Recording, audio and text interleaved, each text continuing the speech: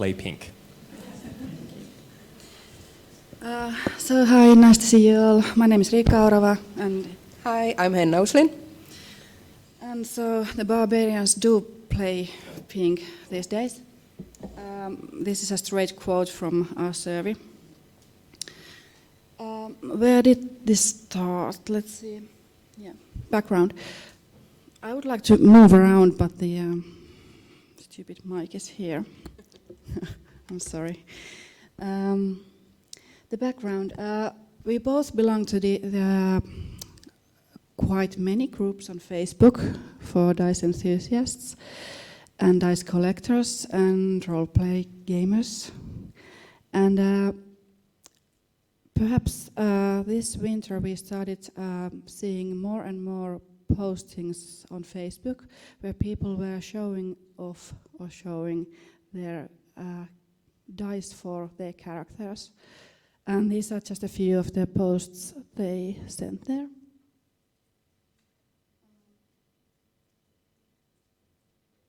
So as you can see that there are pictures of dice, which are of course very important, and sometimes also pictures of miniatures or character sheets or something, and people were celebrating the dice. They were like, hey, today I get to play my druid, here are her dice. And they were actually referring to the dice as their dice, not my dice. So we started collecting these posts and contacting the original posters and asking if we could use these posts they had made in our studies. And then we did a survey that was open 1 month, April 2019. We got 258 participants, and here are some results we got.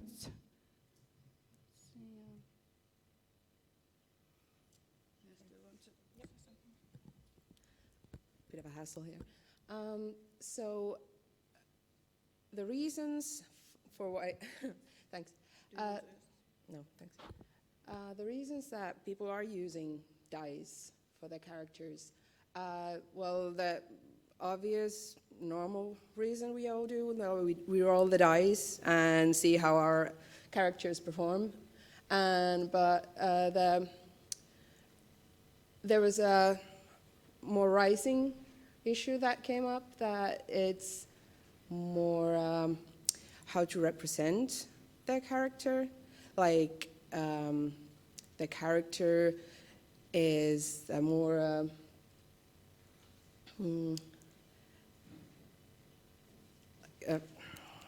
the aesthetic part of it, like the way their character dresses or acts, or what their nature is, if they're more chaotic or a nice person or an evil person. Do you want some more? Yeah, and then there were these practical reasons. Yeah. It should be on.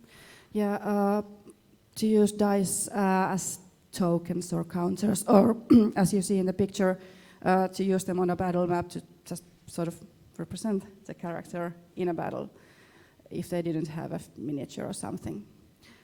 And of course, superstition, that if you have specific dice for a character, they would roll better. And then people were reporting that it was fun. They enjoyed it. They didn't elaborate on that.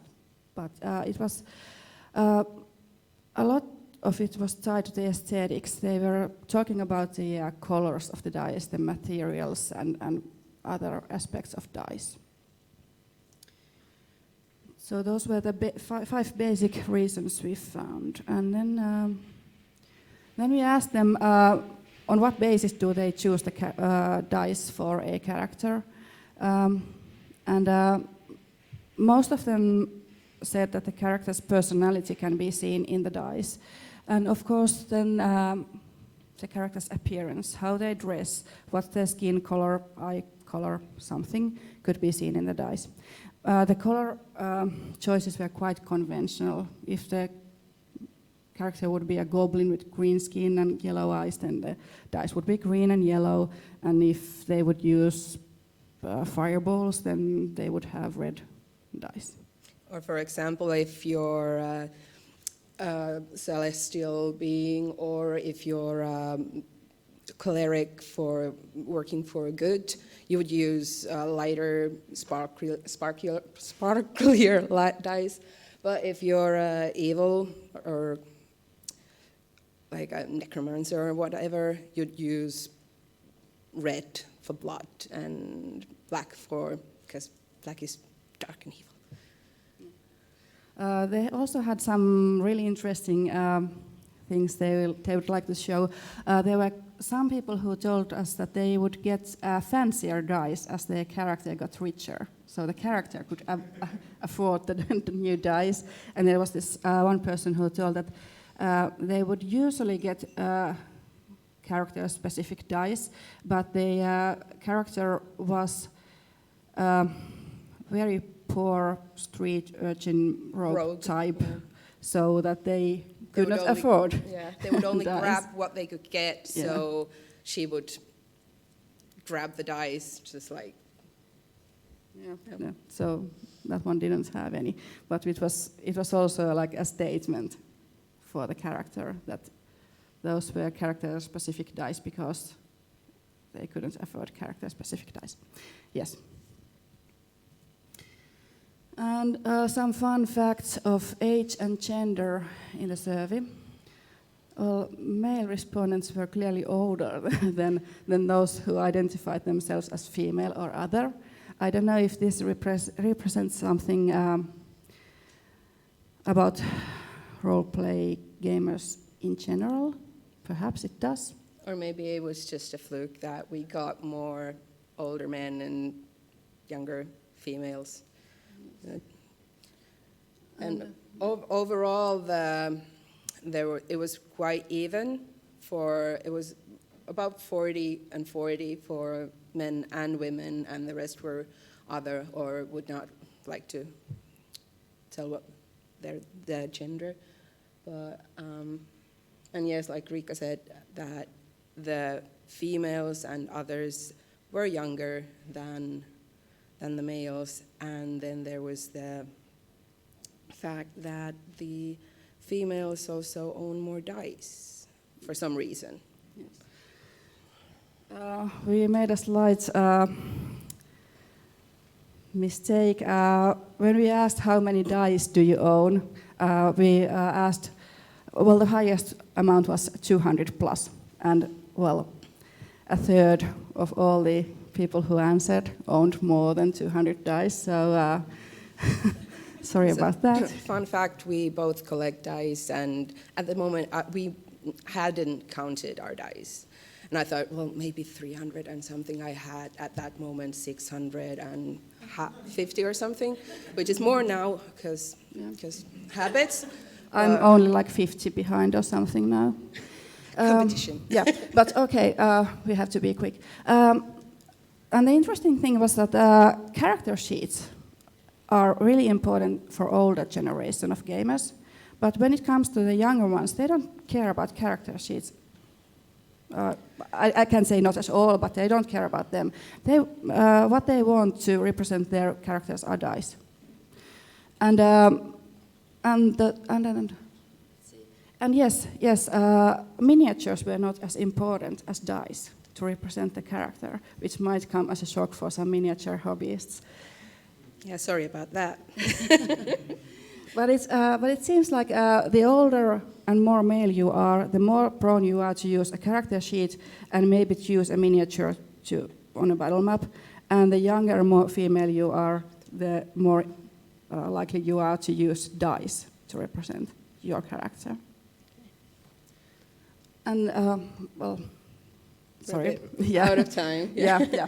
So, and then there's this discussion about whose dice are those. Are they? Do they belong to the player or do they belong to the character? And the character can be seen as an independent actor. And if you have a character-specific dice, then it actually puts the player in the background.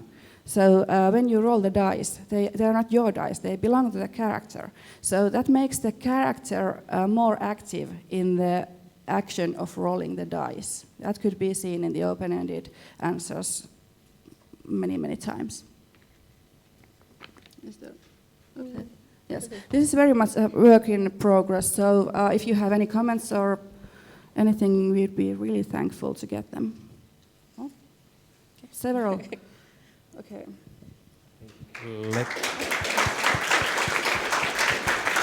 Let's start with the commentators. Okay, thank you. I think this is a super interesting topic and definitely understudied.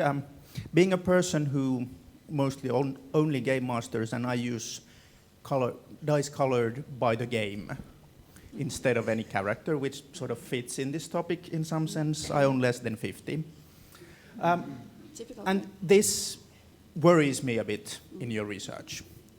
So you're talking about tabletop role players' relation to dice here, but you have a small sample out of a huge number of potential respondents.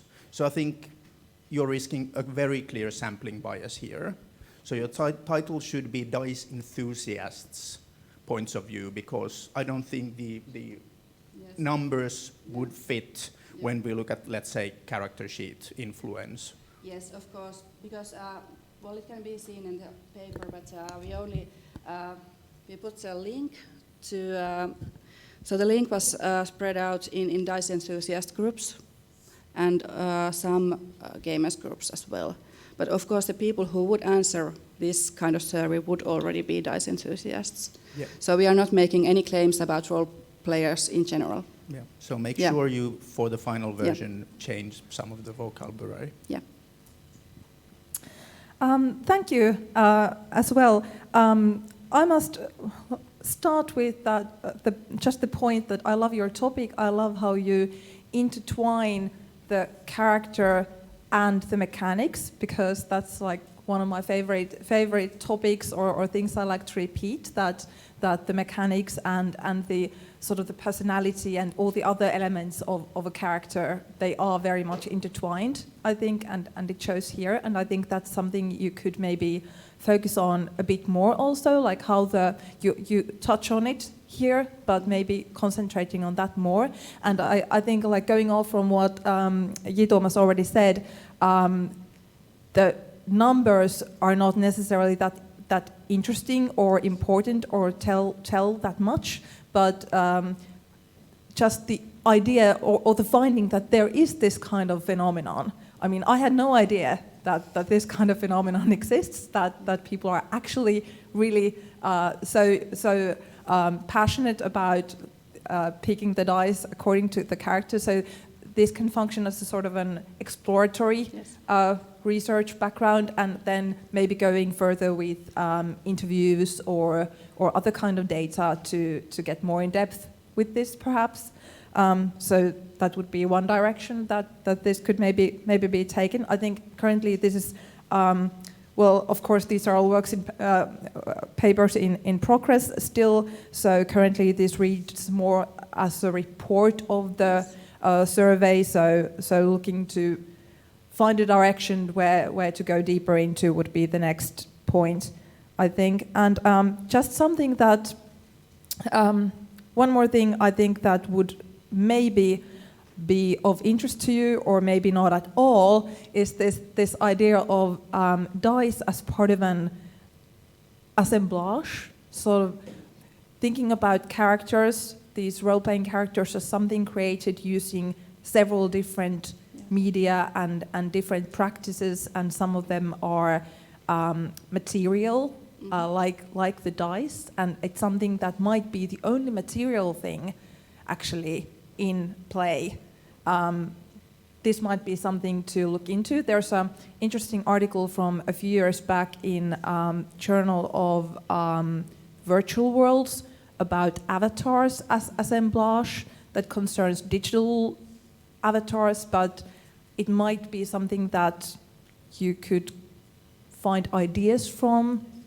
So thinking of this sort of craft perspective of these crafts and materials and this concrete creation process might be an interesting direction. So I really don't have questions, just a lot of comments on how you could maybe take this further, and it would be lovely to read the final paper soon.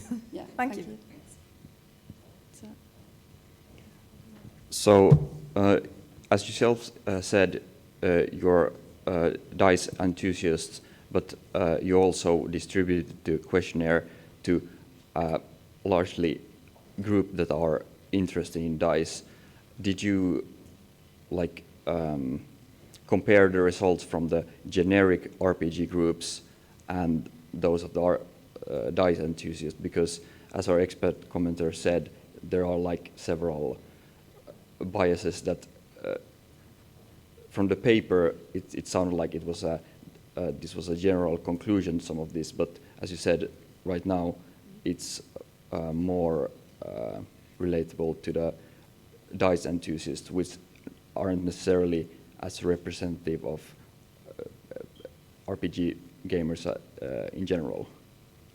No, this survey is in early stages yet of this project, and we are just trying to describe the phenomenon here at the moment.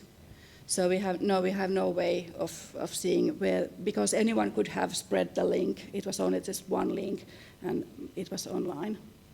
So we have no idea from which channel the people were from. Okay. Yeah, and it was distributed to a few RPG groups like Roolipelaajien Suomi and I think Dungeons and Dragons in Finland, yeah, and such. I think Critical Role. No, we didn't spread the Critical Role. Because there were so many groups we tried to get it to, but we always wanted to get the administrators to approve it first. But there were quite many groups that we didn't get the approval. They didn't comment in any way to our messages, so we didn't post there. So only posted to the groups that we got the explicit permission to.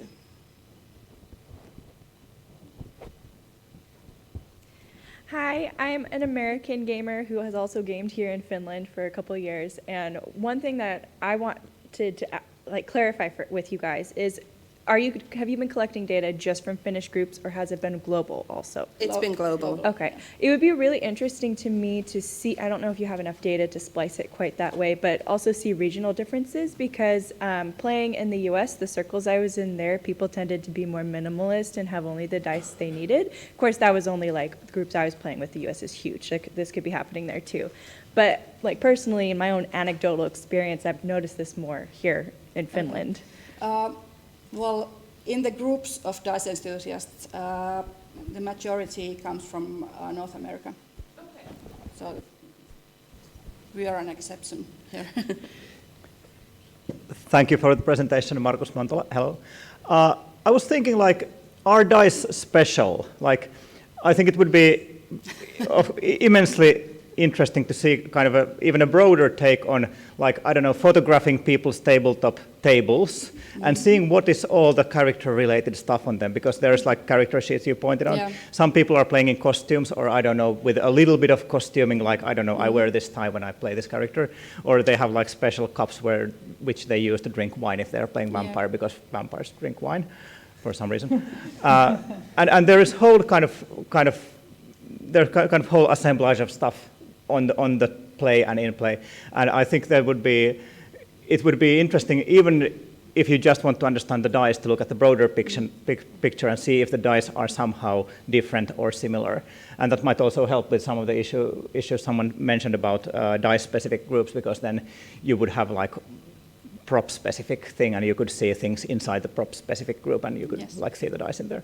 So I think this is interesting, and for me it's just interesting report on this thing, but of course it would be an awesome dissertation on a much broader topic that I would like to read and someone else to write. So that's my comment. Thank you. Hey, thank you for a really fun presentation. I really like this subject, and one thing in particular that kind of struck me as particularly fascinating is this aspect of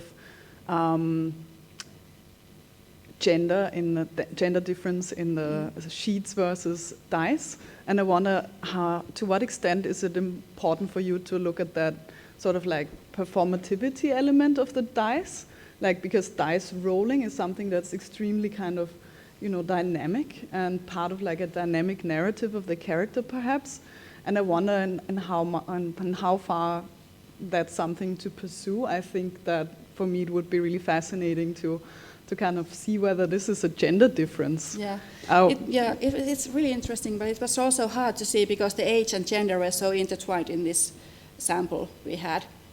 So I cannot say if it's the gender or if it's the age or anything. But yeah.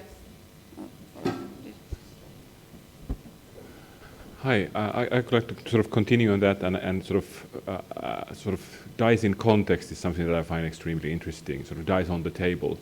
In Australian research into Warhammer, one of the things that came up was that the people playing Warhammer wanted to throw like 100 dice next to the figurines that were sort of doing the battle, which from a practical point of view makes no sense, because and they're always sort of falling on the floor. But people didn't want to use sort of digital dice throwers. That was a sort of a key thing. So sort of what do people do with the dice? Also, I remember at the tabletop role-playing exhibition in the Tampere museum, the Finnish Museum of Games. There was this. They had taken a picture of a gaming table, and some people sort of arranged their dice in order, and sometimes people sort of build these towers out of those dice. Mm-hmm. So sort of how do those kinds of activities feature? Yes. I mean, there's a richness of things to uncover and unpack here. Yes, and I think what showed in the open-ended answers was that the choosing the dice was something also that they did. They didn't do it during the play or the game session. They did it in between, just like you are running a backstory for a character or something like that. So it was an activity they engaged in, not during the game session, but outside of it. So it's sort of like creating the character in a way. And according to, referencing the why throw hundreds of dice near your, in the open-ended questions there was, we asked if you would use a dice app or if you would be comfortable with that. And a lot of people said no, it doesn't feel right, it's cheating. It's wrong. But then there was, of course, people who were like, well, if I've forgotten my dice, or like, I'm okay with it. And only a handful of people were like, okay, I prefer these. So there's something there as well. Yeah, hi.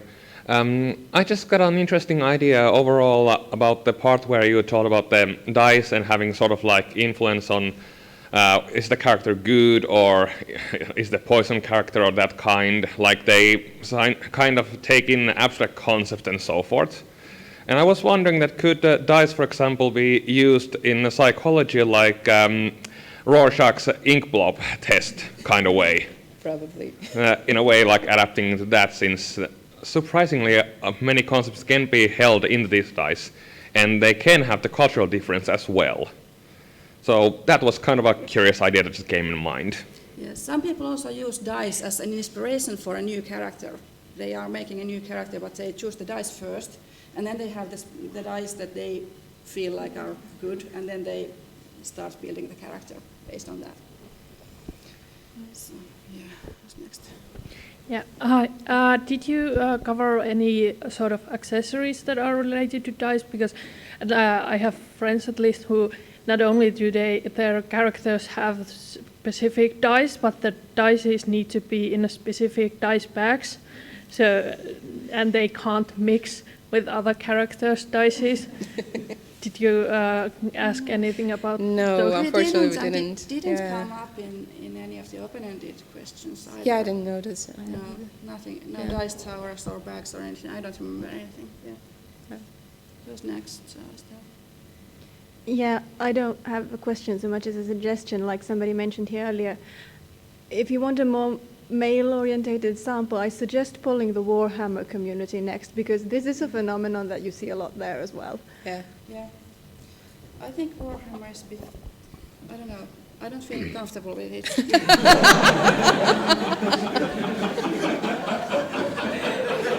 You see, I like the polyhedral dice. Yeah, go on. So I have two somewhat intertwined questions. The first is, did you ask about the system in the survey? What game system they were playing with?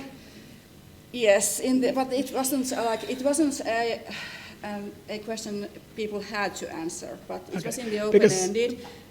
Because judging by the pictures, there's a lot of the 6- and 7-piece sets and a lot of D20s, so it seems like it's pretty heavily, the responses are pretty heavily with, D&D family. Yes. Yeah, it was D&D and like Vampire and other because I was World of interested in Darkness because games. you mentioned the fact that the dice can represent an action or equipment if it's the weapon or a spell or something like that, but also something that, as a contrast, that's something that comes to mind is dice pool games where the dice are either you have multiple dice representing an action or what a character can do in a combat round or something like that, or the dice can be a resource. And I would have been interested in if there's some difference there, if they were used less often or more often. But if it doesn't seem to have been very common in the sample. So it would be. It was mainly Dungeons and Dragons. Yeah.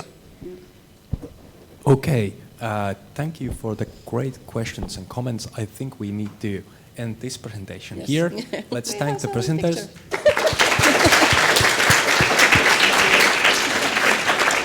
And let's welcome Meriläinen, Stenros and Heljakka, and I believe it is Meriläinen walking up here. Hello. Hello, hello. I am the sacrificial lamb. I will ask Jaakko here for the questions.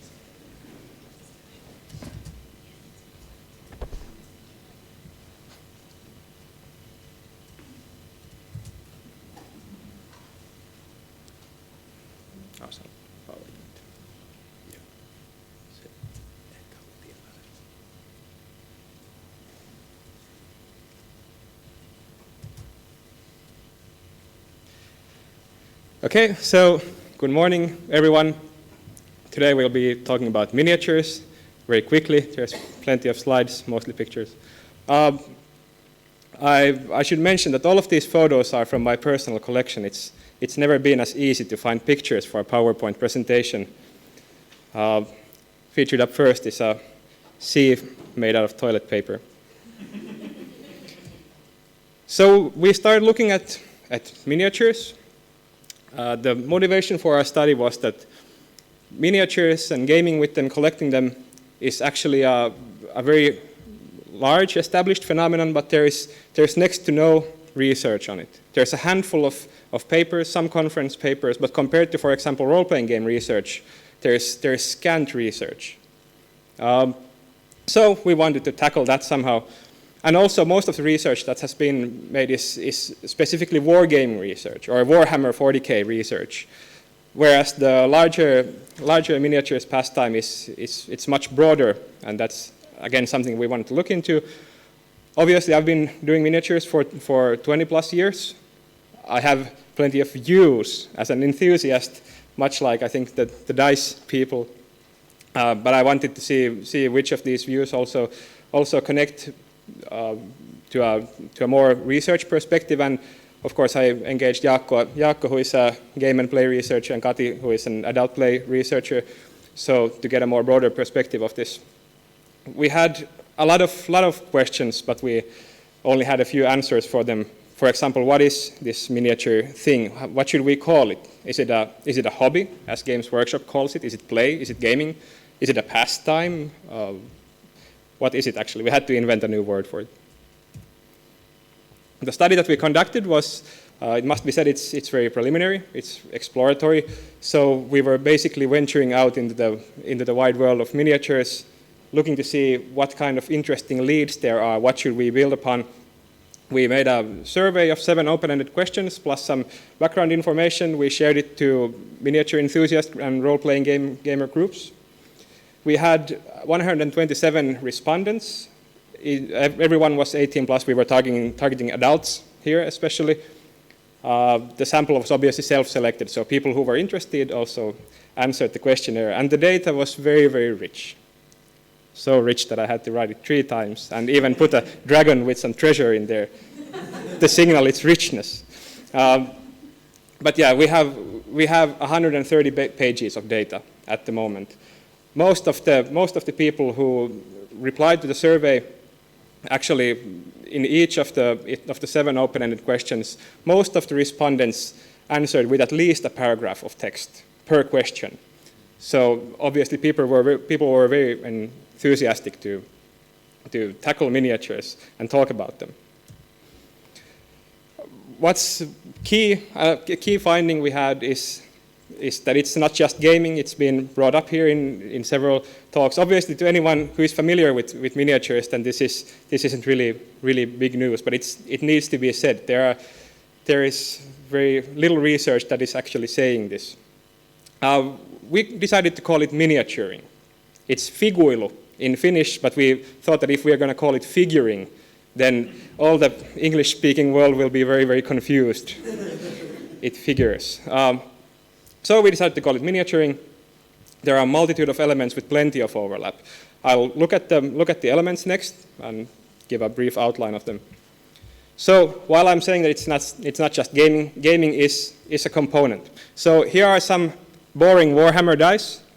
On a gaming table, this was a game called Utopia that I ran for my friends. This was actually one of these blends of miniature gaming and role-playing games. So it had a narrative arc. It had personalized characters and so on. So very much an RPG-light kind of game, or a very personalized wargaming piece. This was brought up in the answers. For a lot of miniature enthusiasts, gaming is at least a part of it. There were more people who gamed at least occasionally than just pure collectors, for example. But still, gaming was not the single biggest thing that was brought out when discussing the pastime. Another element is crafting. Here is my wife making, or helping me make, the said toilet paper C. This is what good relationships are built on. So crafting, of course, takes many forms in the miniature pastime, the key part being the painting of the miniature. So that's the crafting was the key thing. So this was the single most important part of the pastime and what sort of differentiated it from other things. But of course, it's not just painting; it's also contrast, building scenery, making landscapes, doing arts and crafts. Sometimes taking a piece of plywood to a table saw and doing all sorts of things, or even building your own gaming tables, or even building your own gaming sheds or gaming rooms out of scratch. So there are a lot of different elements of crafting that we counted under this. So it frames the miniaturing pastime more as an arts and crafts kind of thing. Then there's collecting. This is, I think, it has a lot in common with the dice enthusiasts as well. At the moment, I don't even know how many miniatures I have. I've been collecting them for 20 years. I have thousands. Most of them are in boxes and haven't been touched in 10 years or 15 or 20 years. But I'm not alone in this. There are others. It actually came up a lot in the answers. A lot of the participants were saying that I have more miniatures than I'm ever going to paint. And it's even more interesting when you talk with enthusiasts who are senior. So when you have miniature enthusiasts who have been doing it for 40 years, for example, they're in their 60s and 70s, and you have discussions on online forums, and they're actually saying that I literally won't have time to paint this. I'm selling this off because I will die before I've finished painting my collection. I paint 100 miniatures a year, and I have a 10,000 miniature backlog, for example. There's a friend of mine who has, his house is full of boxes of miniatures, and whenever there's a new Kickstarter for 100 or 300 miniatures, he goes, "Ooh, this shiny," and then he buys them, and then he stuffs them back in the house. So it's a part of the hobby. Then there's storytelling. This here, as you can see, there is a pirate about to be hanged with some redcoats watching over it. I'm a pirate enthusiast. I think the interesting thing here is that there is no game going on here. This is just me playing with my toy soldiers. They have just been set up for photos, and this is super fun. This game came up a lot as well, storytelling, and here we also included elements of free play. So people who are playing war games would, even if they were serious competitive players, they would stop and make like pew pew sounds if they were shooting at someone, or if something exciting happened on the field, and they would think, oh, these soldiers must be really, really panicking right now, or things like this. And this was very, very common as well. And I think Atte will be talking about this later on. But there were, and also not just the in-game stories, but also stories told about the games, memorable games or memorable gaming nights. Or if you were designing an army or painting a character, then you, in your mind, or sometimes also written out, you would think of what's this character's backstory, like why are their clothes ragged? What's happened? I'm going to paint a scar on this miniature. So this was also a big part of it. And then, of course, it's very visual, so it's displaying and appreciating.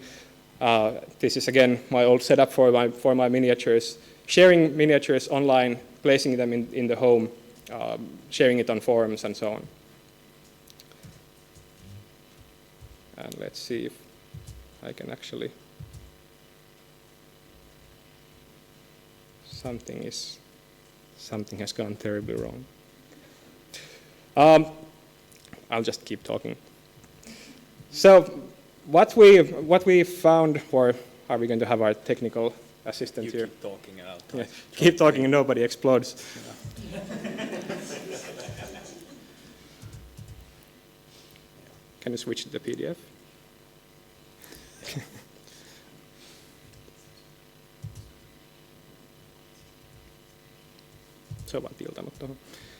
So it's, for some reason, it has tilted around slide 11, which are just blank. So if we can see the previous two slides, then there's also socializing. So socializing around miniatures is a key part of the pastime as well. People come together for both gaming, which is more common, but also painting, going to conventions, doing meetups, like in Ropecon tomorrow. I will be meeting up with a Facebook group of miniature enthusiasts. What we are going to do next is that we have a huge amount of data, and it's really, really good. Did I mention that it's rich? But some of the questions that have been brought up already in the data that we're looking to go into is that how are miniatures present in miniatures' lives? You go to a hardware store and you're actually looking at things with a different eye. You can use this modeling paste for something, and you can actually smash up these bathroom tiles for really cool terrain pieces. There is the tension between adulthood and a love of toys, basically. There are questions of, is this a toy? Someone mentioned that it says even on the packaging that this is not a toy, so it's obvious. Other people said, like, these are toy soldiers. Is there even a question? And so on. So there's plenty to go there as well. So this is the different framing of miniatures. What are the motivations for engaging in this pastime? And also, I think similar to the dice question again, when does collecting become hoarding? So when are you just hoarding things for the sheer pleasure of buying things and owning them? And because it appears to be a very, very key element here. I'm going to be ending this really quickly, but I have to show you one more slide. So if it's... No. I'll look for it while you ask the question. Can I actually... You can just maybe see it here. If you can see it here. No. Thank you very much. So for questions, I would like to ask my co-author here. I'll answer no questions before I talk to my co-author.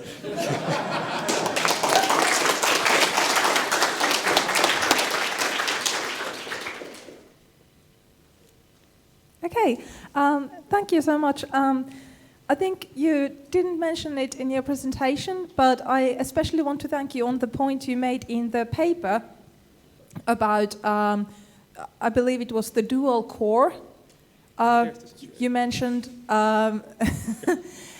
you mentioned this miniaturing having this dual core of gaming on the other hand and crafting on the other hand, and I think that's such an important mention, and thank you for being the brave game scholars who have the courage to say that it's not all and only and foremost about the game, because we often see this, I think we have this strong sort of discussion going on always about how the game is still in the center and it's still the elemental part and it's something that everything is based on. And I think you are at least partially trying to contradict that discourse, and I enjoyed that part very much and hope you will not lose that in the future iterations.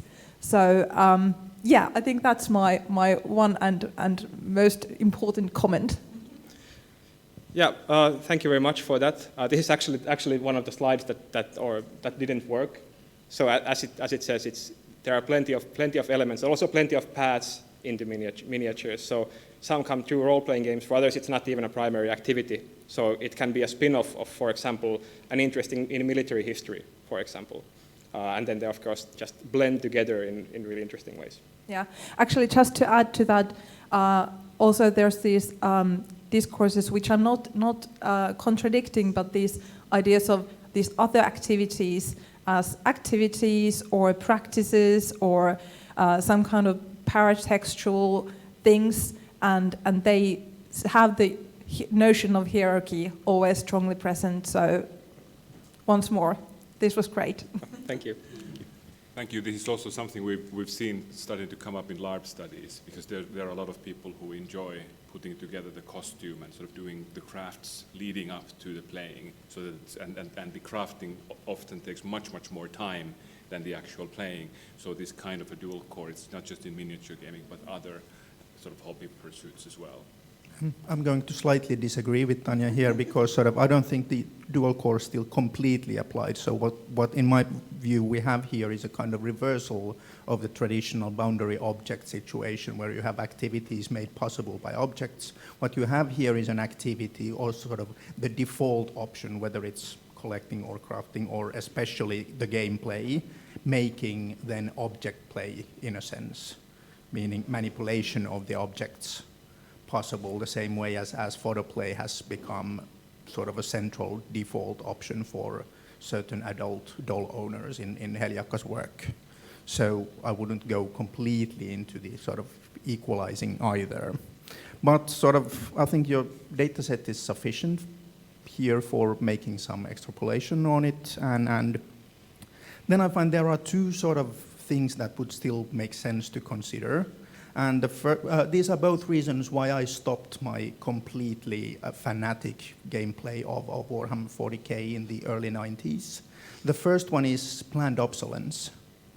So you had to purchase every number of White Wolf magazine because all of the old rules would become obsolete, and whenever there were new rules, there were also always the new miniatures to match those. And this has been a business strategy to sort of make sure that stuff is not compatible. Modding, now that plastic is more common, has changed this a bit, but still there is an inbuilt things will be forgotten structure in some of these. Actually, sort of one thing that comes up in our data is that people are looking for old miniatures. They want to play a specific version of a game, or they want to play a specific game that is no longer in production. Mordheim is an excellent example of that. It hasn't been supported by Games Workshop in a long while, yet there is a very thriving culture around it. So sort of I see what you're saying, but sort of also there is a sort of an interest. Yeah, but we have retro play in other fields as well. And also, but actually the planned obsolescence that you bring up is actually it was brought up in the data. So some of the comments, especially regarding Games Workshop's Warhammer line of games, they were vengeful. They were saying like it was there were really bitter comments about, I invested so much time in this and then they destroyed everything, or it was that I was really into Warhammer in the 90s, but then I got tired of the repeated price hikes, and I just stopped doing it altogether. So I think the element of consumption is really, really interesting there as well. Yeah. And one thing is also Kickstarter, which is changing, where there is a small window when you can get them, which also, and there's the speculation market connected to that as well. Yeah. The second point, it comes to this dual core here. And the other reason why I stopped playing is that I really suck at painting small things with my shaky hands and modding those. So I was so ashamed of how my armies looked compared to the others that I gave them all away. So this is also sort of non-playing or interest versus the sort of having to do the whole set. Yeah, and there were people, for example, who considered there were people who enjoyed gaming a lot, and they considered the painting side to be a core. I know people who paid for others to paint their miniatures. Yeah, and it's still quite common. Thank you very much. They're relevant comments. This is a slide that I just had to show you. This miniature is a cloaker. Commonly in some circles known as one of the ugliest figures ever produced. I wanted to give him his due respect here, show him to the world. And because I promised the miniature gaming community that I would do so. But the cloaker is such a rough sculpt that for years it's been in some communities a synonym for an ugly miniature. What a cloaker. But here he is in all his goofy bucktooth glory. So give him a round of applause. He deserves it. So great execution of a great concept. Audience questions. So I have one question. It was mentioned that the means of production and how Kickstarter have changed, like the miniatures scene to some degree, have 3D printing factored in some sense yet, going from larger production to like it being more accessible to being small scale things. Is that a thing? For me, it didn't come up so much in the data, but it's more from an enthusiast point of view. It appears that 3D printing is coming up in various forms, but it's a lot of the homemade or the home printers, especially the ones with plastic spools.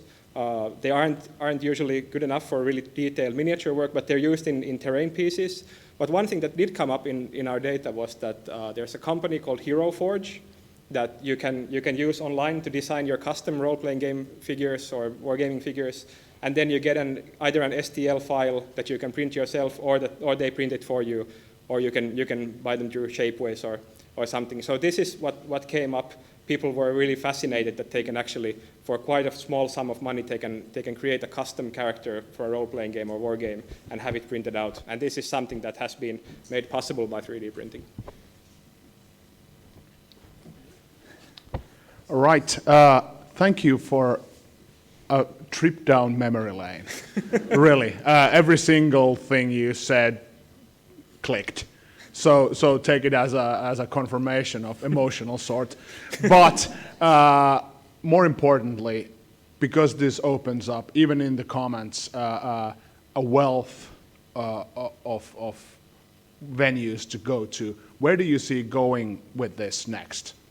Because I mean, there's many roads ahead, and some are easier, and some are more curious. But where do you plan on going with this? Because this is cool.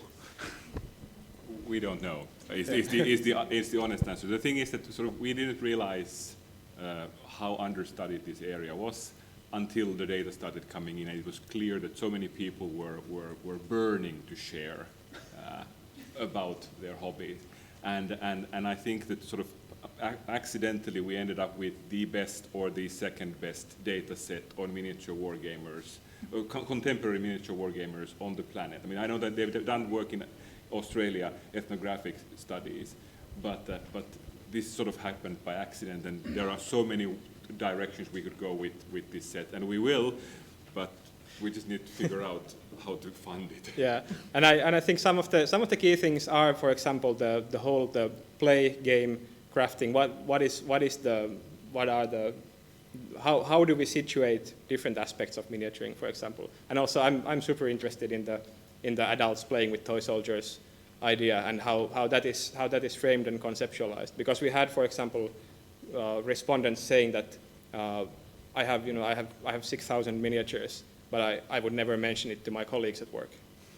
And of course there were also others who said, like, it's like, why wouldn't I mention this? It's a, you can have far more dumb hobbies than this one. Also, one thing that came up as we were writing the paper was we realized that nobody has written the history of wargaming in Finland. That has not been done. And when we started looking into it, I found a researcher at Maanpuolustuskorkeakoulu, the Defense Academy. What is that? Yes. Yeah. And it turns out that there is a researcher there who is working on a dissertation on this, which is most of it is secret because it's military, but there will be a public part. And turns out, for example, that the Finnish military has been doing wargaming, professional wargaming for 100 years. And it doesn't just come from Kriegspiel, but it also comes from the Russian tradition, which is not very well known in the wargaming history. So there are so many avenues. We should talk. Yeah. and also just a quick comment relating to Finnish miniature gaming history. If you can just get a quick show of hands, how many of you have played either Space Crusade or Hero Quest?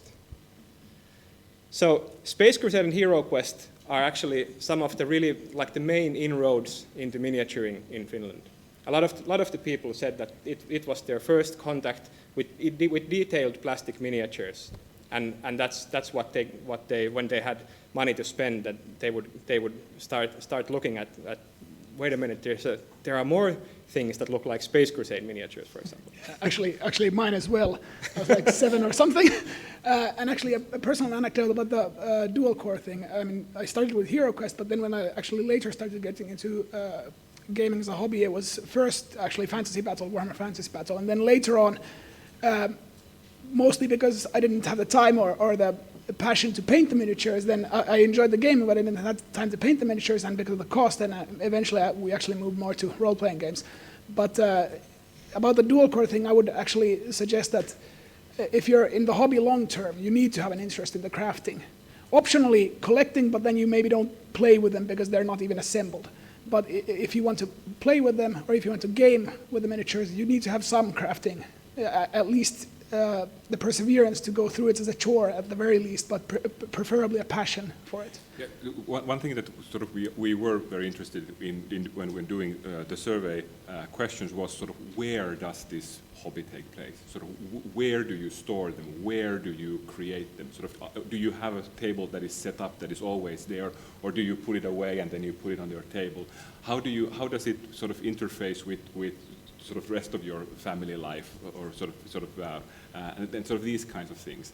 So it would be super interesting to do photography at the places of war games. How are they displayed? What are the painting sets like? Are they hidden in a basement, or are they in the middle of the living room? Where is it? Yeah.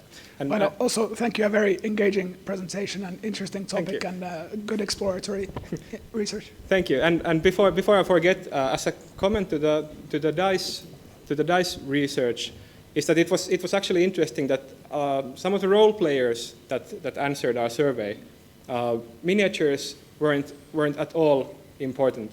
So whereas the wargaming people they were spinning these narratives and writing backstories, the role players were going, well, all the interesting narrative happens in the role-playing game. These are just pawns. These are playing pieces. We just use them to mark our characters' places, which was I think really interesting. So maybe it's not the miniatures, but it's the dice or some other means of self-expression, because miniatures didn't appear to be it. Of course, a lot of our respondents were males, aged 35.7. That's me. But so that might also be like a similar demographic that.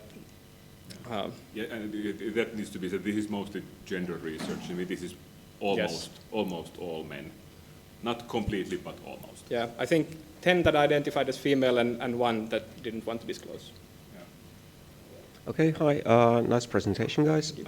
One thing that I got from previous comments, I've kind of recalled somebody sort of circumventing the situation where you don't actually want to either to invest in the miniatures or you actually don't want to build and paint and but still want to game. I heard Syksy Räsänen, actually, if I remember correctly, actually at one point do paper miniatures, sort of troops in paper, glue them on bases, and sort of engage in wargaming via that kind of method. Yeah, and this is actually, I don't think that paper gaming was mentioned, but there is a related subject, which is that miniaturing as a pastime, it's not as expensive as some hobbies, but it is expensive. So some of our respondents outright said that this is like, I would like to do this more, but it's too cost prohibitive. I don't have money for the paints. I don't have money for the miniatures. If I can get some extra paints, brushes and miniatures from my friends for free, then I'll paint them. And this is, I think, also like an overlooked aspect. But this is the paper thing is, I think it's also gaining popularity and it allows you to test out different things. Yes. I have a lot of painted miniatures and I put on games for my friends, so they don't have to spend the time. They can just focus on the playing. Yes, the original idea that or thought that I came up with was. Have you guys noticed your paper handles guys who are 18 plus, so adults, but there must be plenty of, say, students and other who don't probably have that much wealth or means. I sort of have an inkling that usually regarding hoarding that you mentioned, it sort of starts off as a hobby, which you usually tend to paint what you can get a hold of when you're younger or with less means, and as you acquire more means or get a job or whatever, it kind of might explode into hoarding. So you don't necessarily paint all or nearly all the miniatures, but accumulate humongous amounts of unpainted lead or plastic nowadays. Yes, and you want to buy the miniatures that were sold when you were a kid, which you couldn't afford at the time. Of course, so naturally. Yeah. And also, if I can just have one more comment, relate this is also that what people brought up is that just buying miniatures is enjoyable. So guilty, yeah. So for a lot of people, the sweet spot of the whole hobby or pastime was the moment when they were planning and when they were buying, because that you don't have to do any work. It's just it's like the thing when you have an idea for a role-playing campaign, and then you're like, oh, this is going to be great, and and it never goes further. So then you have to actually do the work. Do it, yeah. So it's a similar thing there with buying miniatures as well. But it would be sort of interesting to see if you included sort of teens. Yes. In that to see how that sort of accumulates and definitely. how it actually progresses when they actually get more means. Yes. Okay, I think I will cut you off here. Thank you for the interesting paper. And we will have a presentation that continues nicely on this topic with Atte Timonen and storytelling in miniature wargames.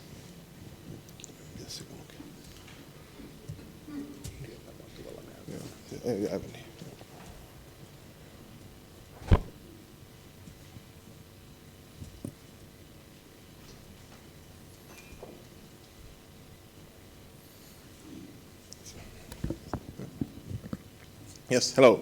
My name is Atte Timonen, and I'm here talking about creating stories and narratives, miniature wargames as a storytelling platform. And let's start with here. This here is my army leader. He's Korvac, the sun leader of my lizardman army. He's victorious over the battlefield once more.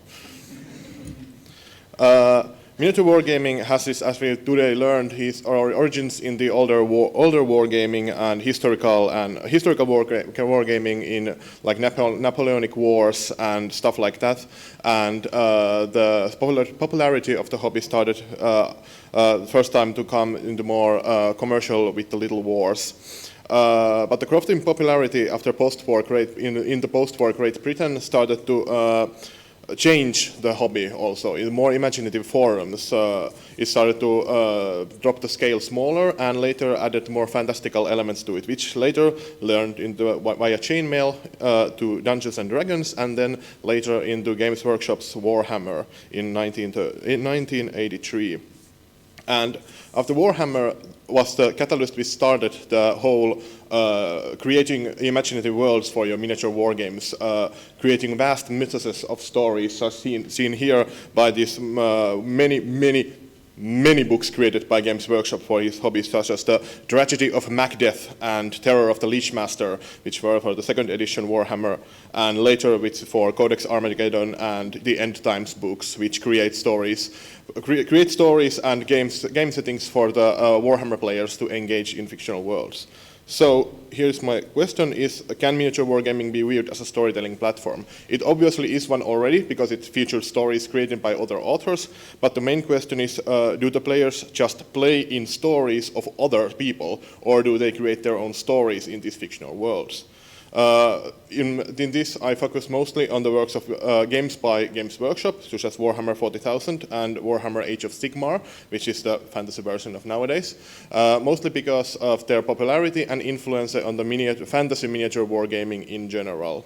It is seen throughout the hobby that throughout the years that the main hobby of Warhammer, fantasy and science fiction miniature wargaming is personified in Warhammer and Age of Sigmar nowadays.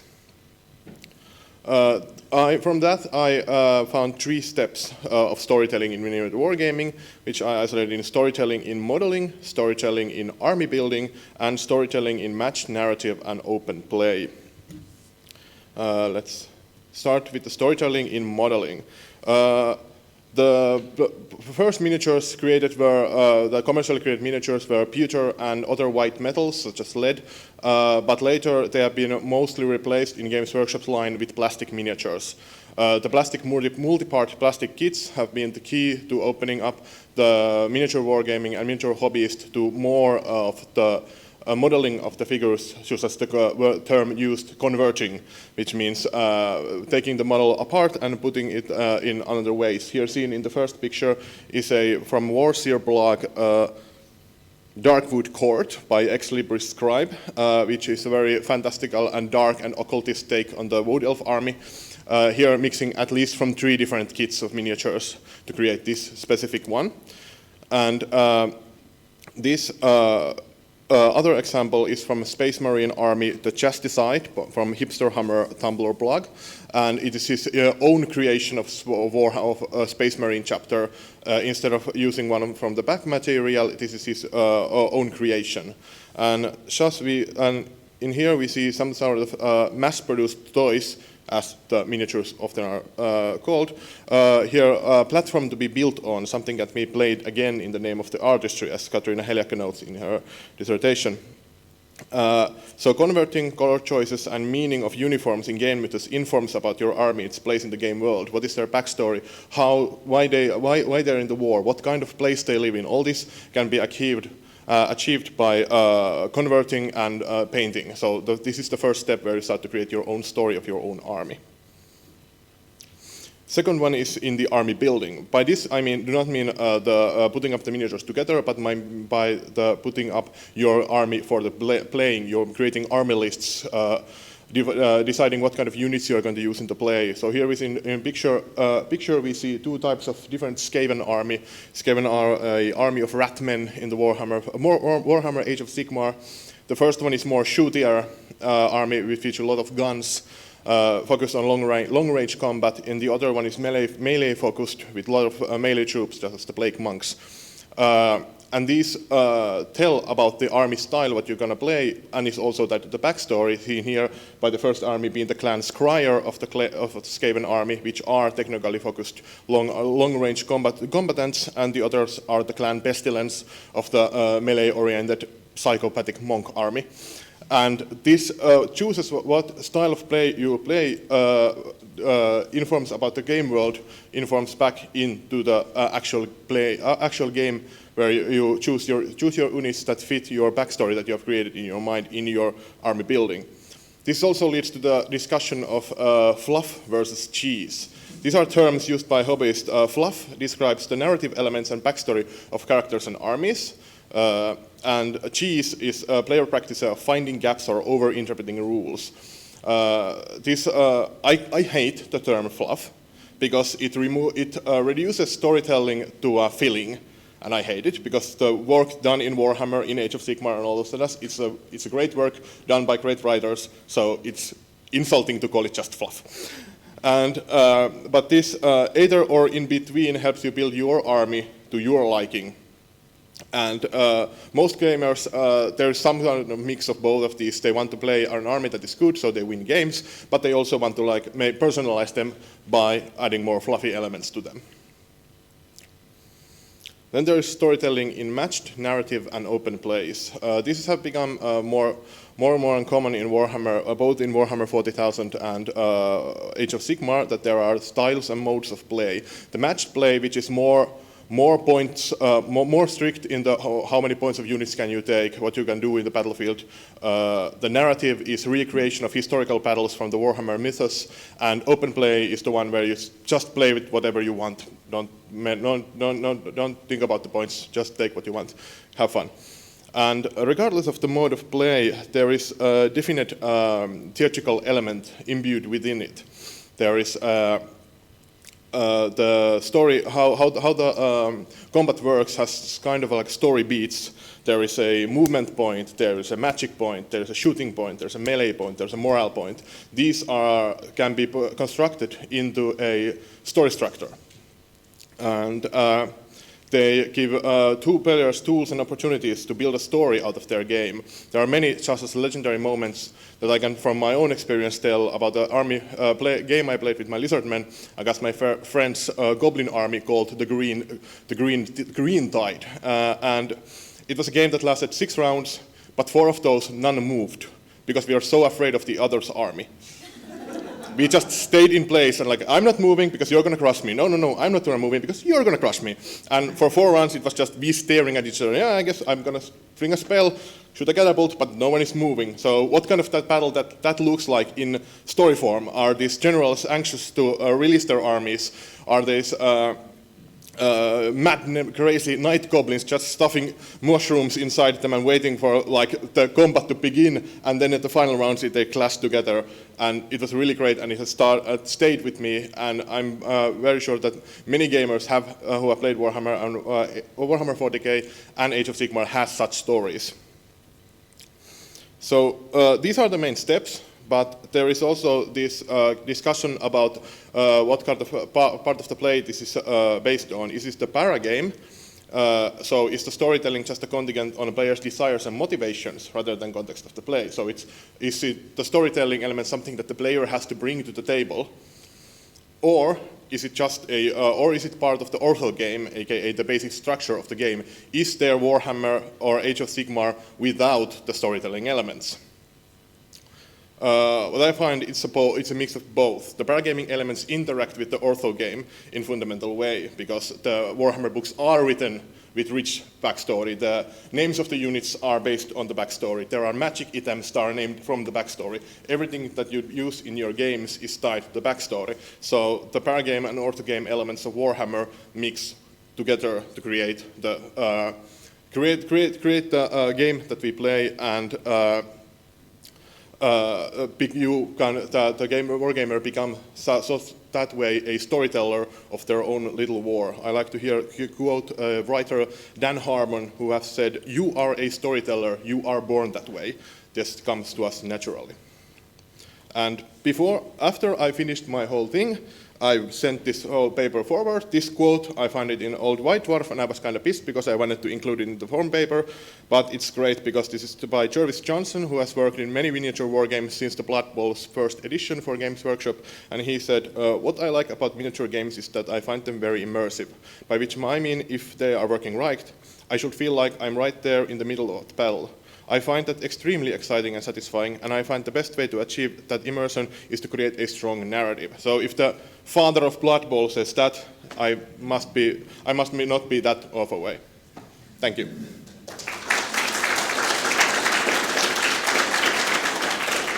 I am very excited to hear any comments because I'm really thinking about changing my thesis to this now. I think that sounds like a great idea. I think you've got an excellent topic here, a good grasp of the direction it might go, and a nice combination of theory. And at 2 hours and 43 minutes to the conference, I'm now mentioning Erving Goffman. Because you already, through Adam's work, engaged with that. But I think you should go further. Yeah. Because what you have here in many ways is an excellent example of the theater metaphor. So you have these backstage processes and then the actual front activity which creates the stories, and the borderline that is not at all clear, whereas in other activities we could define it much stronger. So exploring sort of what is on the backstage, what is actually taking place, where does the story happen, would make a good central narrative to your work. Yeah, I agree. Thank you. Yeah, related to the similar thing as well, you have the three stages, three parts of storytelling in this kind of gaming, and actually I think the steps 1 and 2 could be perhaps better understood as world building. I don't know if you're acquainted with theories on fictional worlds, possible worlds. So Marie-Laure Ryan, for example, could be one direction to look at. And also I think this concept of transmedial world, even though it can be argued if transmedia itself is a useful term here, but Susanna Tosca and Klastrup have written extensively of transmedial world and come up with the term and this idea of transmedial world as an abstract content system from which all of these different kinds of material or other products are sort of derived from. So I think that might be a useful direction to go to theory-wise.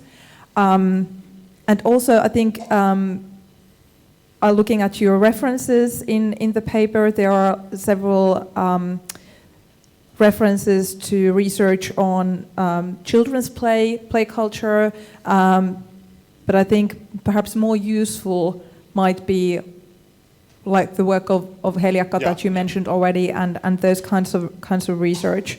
So I would go to that direction with this, and also maybe thinking about this emergent storytelling, emergent narrative perspective, looking at these affordances and sort of what kind of narratives might even emerge from them, and what part is the player agency, how much is player agency in play there. But these are just random thoughts perhaps on that direction, but definitely I would look at the world building theory for this.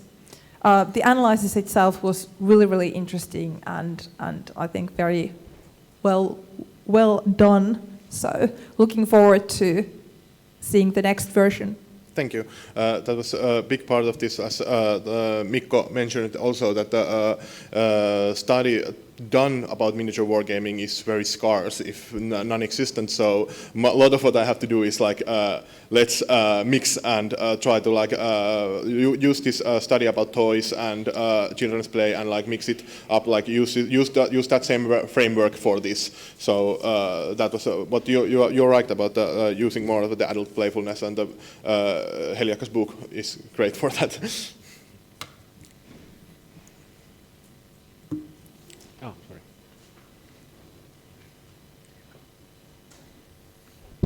Also interesting in the combination or the intersection of the paragame and orthogame, something that you didn't mention, because you talked about, for example, the fiction novels and the backstory in the army books and the rule books and so forth. But what you didn't mention is, for example, in White Dwarf, I presume they still have, but at least back in the late 90s, around 2000, when I was in the wargaming hobby more, they had battle reports, including one I remember reading, one with Jervis Johnson actually, so like 20 years before that quote. It's very interesting. Do you have thoughts on how battle reports and these sort of published, especially as published in White Dwarf, which is when it's obviously also a marketing strategy for the company. That's great, because actually the same White Dwarf where the Jervis Johnson interview was, there was a four-way battle report that was written in a very narrative way. There is like small tidbits of like what actually happened in the game field, like these use these spells and these use these spells and these move forward here. But most of the text was like the Everqueen Alariel would watch over the battlefield and saw the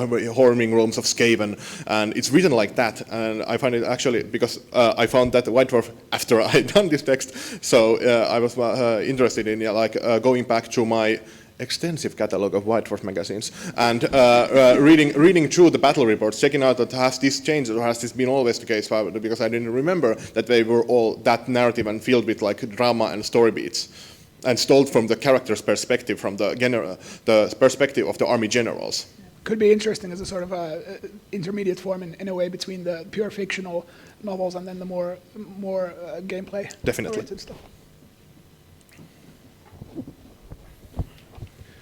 In your study, do you did you approach the historical side of this? Like, if you take 40K, there is like a rogue trader with a huge amount of story things, details. And then when the game was out, I know in French edition, I don't know in other countries, there was almost non-story. It was stripped down to only playable content and a few stories. And a lot of hobbyists went to the stories by looking for the holes in the story, like trying to solve mysteries. I don't know if you took the, I didn't play for years, but if you took like the Thor armies, like manga style army, they mentioned like crusade and thing happened, but we don't know exactly what happened there. And everybody want to solve this. Everybody want to do the army which was at that place and who know what is the solution. And do you take like this historical approach too, or not yet? I'm not sure.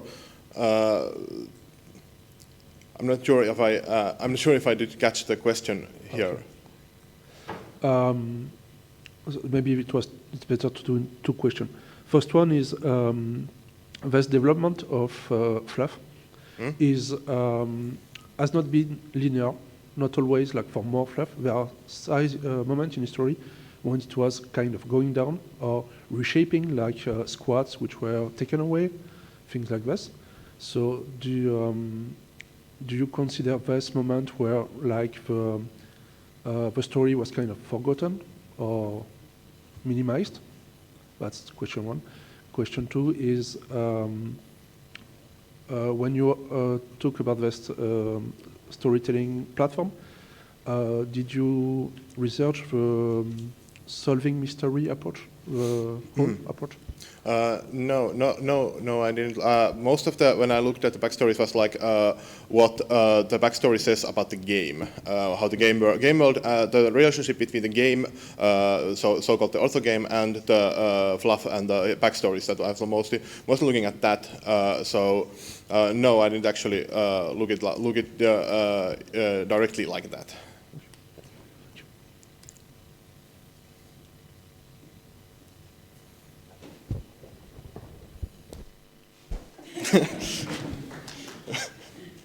All right, thank you for an interesting presentation.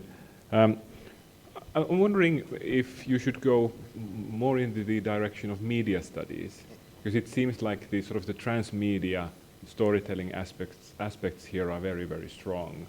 For example, one thing that I don't think you mentioned in the paper, I've only skimmed it, is the novels set in these worlds. So maybe sort of looking into that direction also, or at least acknowledging that they exist might be useful. Another thing that I'm thinking sort of if the central question is paragame or orthogame, I would maybe think about reframing that as sort of not so much as what is it, but how is it used? Because I'm sure different players use it differently, and it can be the practices differ. Also, it seems that sort of you're not actually talking about miniature war games, but you're talking about Warhammer. Yeah, that was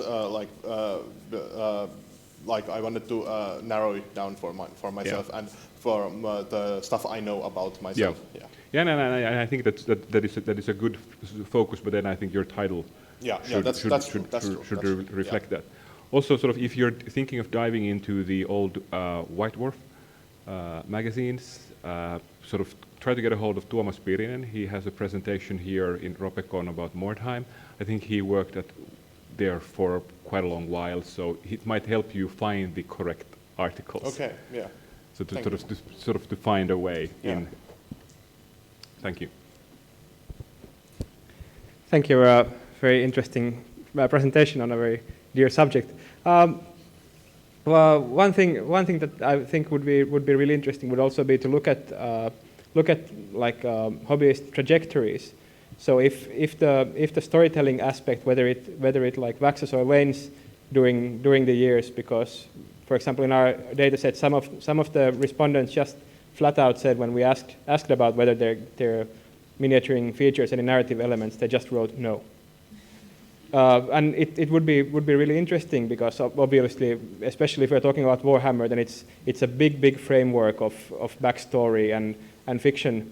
So you would sort of assume that there has to be some form of storytelling creeping in. But then again, if people are if they are maybe actively steering away from it as a storytelling element, or if they dislike the story element, so I think there's an interesting tension there to look at as well. And maybe as we talked on the coffee break, then maybe compare it to something like competitive Magic the Gathering play or something like that also has like a fantasy fiction going on, but still can get reduced to very like mechanical components. Yeah, that's interesting because that reminded me of the kerfuffle that you mentioned about the change of Warhammer Fantasy to Age of Sigmar, where much of groaning and whining was about the change of the game and stuff like that. And then there was the two subsets of the people who did not did not play Age of Sigmar and stopped entirely playing Warhammer Fantasy, and those who changed to Ninth Age, which was the fan-created so-called 9th edition for Warhammer. And that was to me interesting because I played Ninth Age, but it doesn't interest me so much because it has basically no backstory. Because it's just the rules, basically. Just it's a wake copy of Warhammer, like using the same kind of thematic names and stuff like that. But it's very like non-backstory, or if there is, it's very thin and very copied from Warhammer but changed names. And that's not interesting, but there are many players who like to play that because they like to play the game as it was in the Warhammer. So there is the difference between fans who like to play the Warhammer game as a rule game and the fans who like to play Warhammer because of the Warhammer world.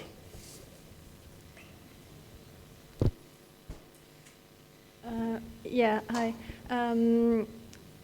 This is probably a stupid suggestion because it might not be the kind of study you're aiming for at all, but I've painted for a few years at the Warhammer Helsinki store, and you see all sorts of people there.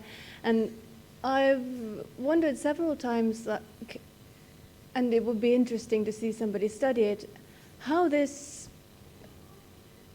propensity to create fluff, whether it is altered depending on your age, at what age you start, at what age you're first introduced to the hobby, and how it sort of progresses as you get older, because you see lots of young guys like 11, 15, who started out and are just enamored by the looks of the figures and the gameplay, and then slowly start getting into, because, I mean, the Warhammer fantasy fluff background is huge. No one person at this point could, I mean, it would take a lifetime to catch up on it all from the very beginning and how it's all developed.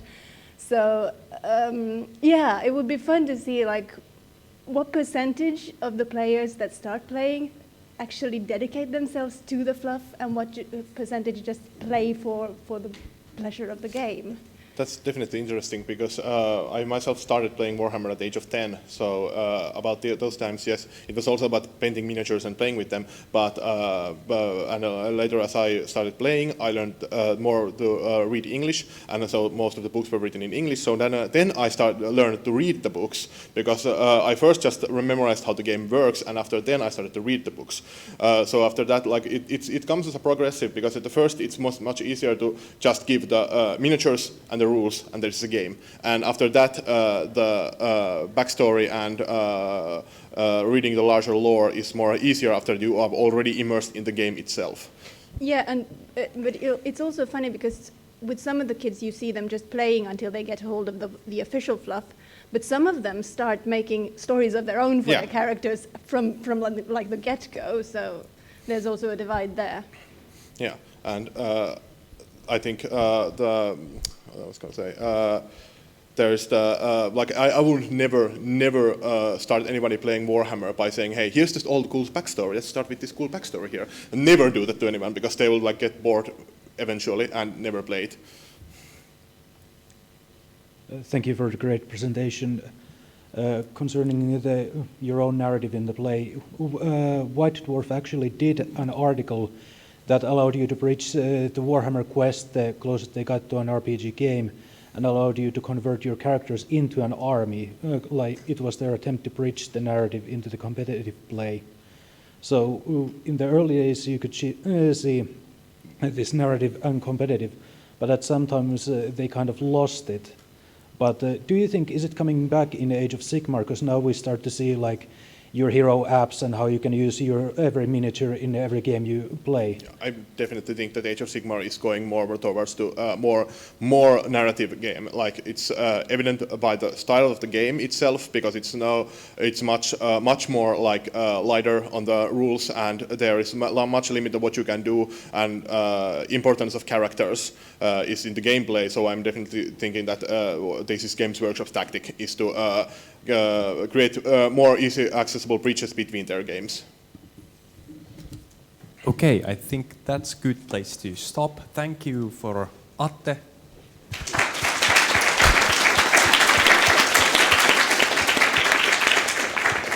And next we have lunch, and that will be until 14:15. And if you don't know where to go, just follow that guy.